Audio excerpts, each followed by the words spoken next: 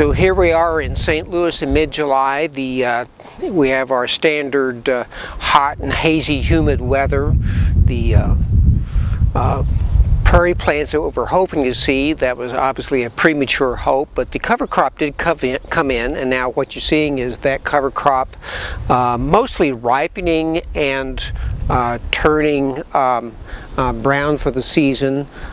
What's moved in since then are a number of typical pasture land weeds, and so the big news is no prairie plants much appearing here, except for the coreopsis, which is your typical first-year color from the seeds, and a few survivors from the previous year's growth that didn't get removed by the grading over the winter.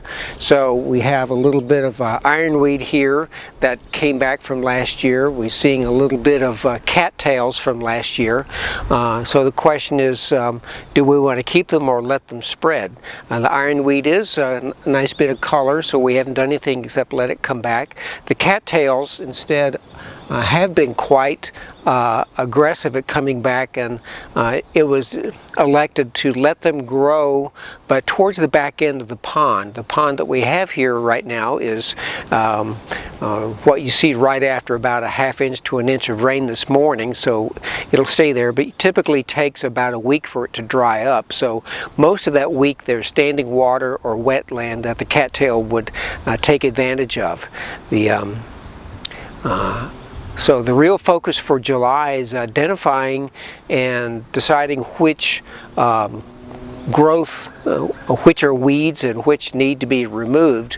Seeing goosegrass, Johnson grass, which since they spread by rhizomes as well as their own seeds, it's important to get them treated before they go to seed, and then decide just how much comes back after that. Another common rangeland weed is the silver nightshade. We have a fair amount of that, so we'll show you a little bit as we take a walk around and see our progress in cutting and controlling these invasives. Here's our ironweed from last year, and actually it's doing fairly nicely, and since it's not too aggressive, we're just going to let it do its thing, and hopefully it'll provide a little bit of color as well as some, it's a Missouri native, so we'll allow it to grow. We have a substantial bit of silver nightleaf here, and while it's we're not grazing cattle, which of course is quite poisonous to cattle, we also know that it's a very aggressive invasive, so we're going to try to keep that under control.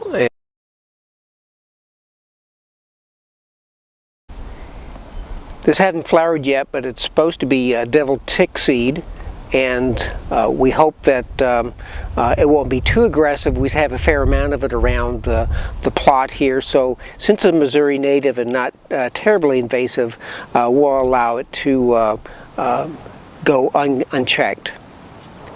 Lespedeza is making its appearance. We know that's quite an aggressive pasture land and prairie land invasive, so we'll have to come back and do some control measures on this. It'll probably take both pulling and chemical treatment.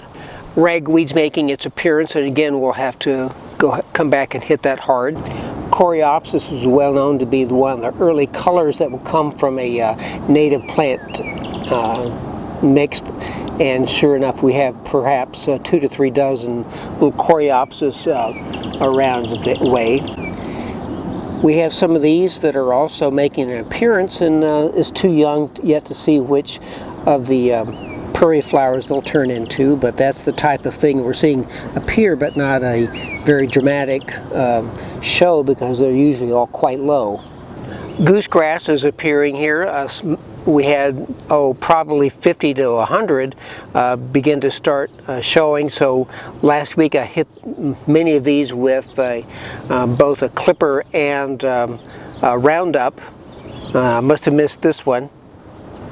Here's the stump of one I hit last week, and looked like it was a pretty effective treatment. This is the reason I hesitate coming out here with the string trimmers, because mixed in with here are a number of desirable forbs. these may well be milkweed and another coneflower family plant coming in here. So it's a real tough decision. Do we go after the worst of them and risk some of these better plants that have showed up, such as these are likely milkweed plants, and we'll just have to see what works. So here's the stormwater basin 6 hours after about a 1-inch rain.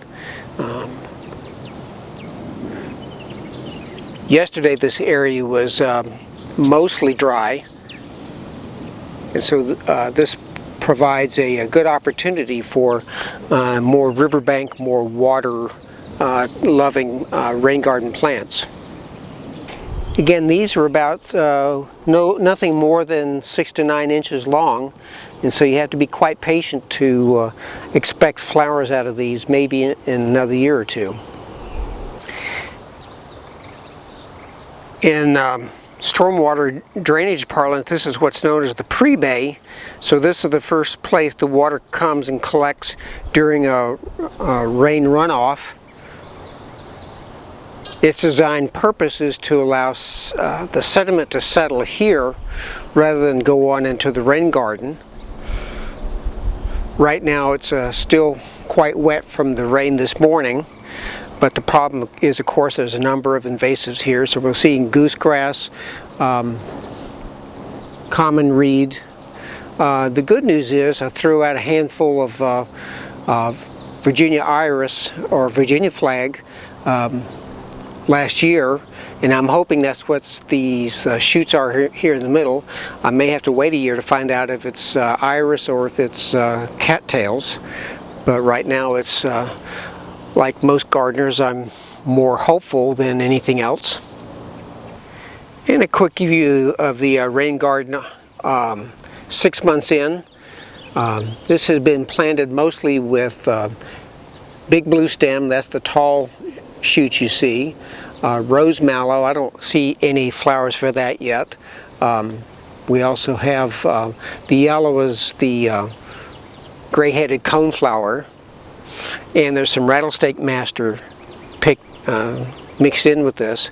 Now I've seen all of these come up, but in addition to those 4, there's a number of invasives such as burnweed, Johnson grass, goosegrass. So it's going to take a very selective effort to try to pick out the original 4 desirable plants, so we don't, so they're not overtaking the by the invasive weeds. Watch out! Here comes the common reed.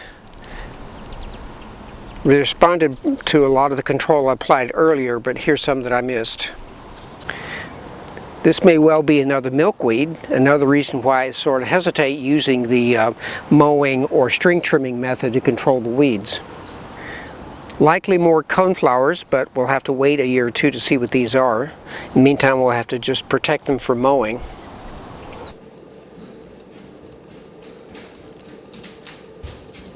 The hope that there would be prairie flowers coming this year, of course, is a little bit premature for that. What we're seeing instead are the a number of invasive weeds that have shown their made their appearance. We, of course, want to keep them under control. There are a lot of methods that were recommended. One method that was suggested was to just mow it at 6 to 12 inches high. Well, this site doesn't suit that very well. It's very steep. Mechanical mowers would probably do more damage to the hillside than not, so we skipped that. The next suggestion is a string trimmer. That could have worked, except that it's still quite a large area. So instead I took the gardener's approach, which is a more selective, focused approach at taking individual weeds and deciding what needs to be done about it.